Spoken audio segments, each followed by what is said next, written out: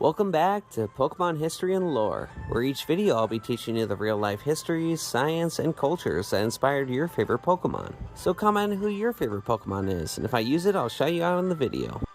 Today we're going to be talking about a Pokemon that isn't actually a Pokemon at all, and that non-Pokemon is MISSINGNO.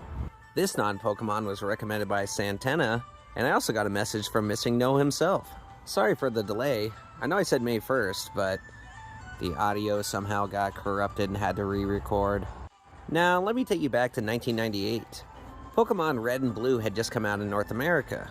Let me tell you, it was a phenomenon. There wasn't a kid alive that wasn't playing this game. Very quickly, rumors started to spread around the playground about how you could catch hidden Pokemon.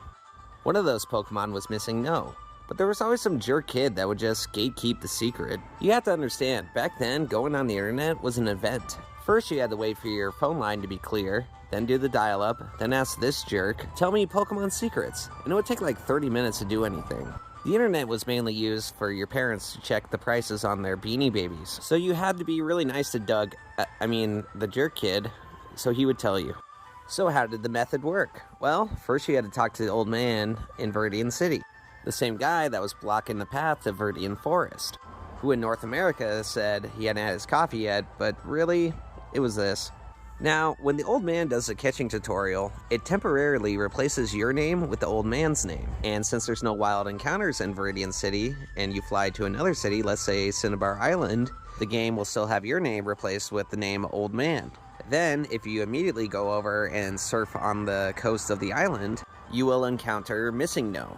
And from what I can understand, depending on your trainer name, it will determine which MISSINGNO sprite you will get. The most famous one being the lowercase d one. And when you caught or defeated this non-Pokemon, it would duplicate the item in your 6th slot of your inventory, allowing you to duplicate extremely rare items such as Master Balls, Nuggets, or even rare candies, giving you 128 of that item.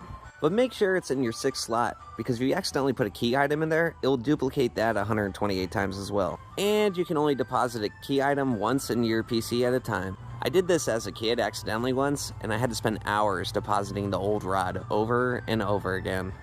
Also, be careful, because if you catch MISSINGNO and you have a certain trainer ID, it'll corrupt your save file. Now, there have been many people who claim to see MISSINGNO in later games, such as this one in a doorway in Pokemon X and Y. This is an example of pareidolia, which is where our brains try to relate something to something we already know, such as this face on Mars.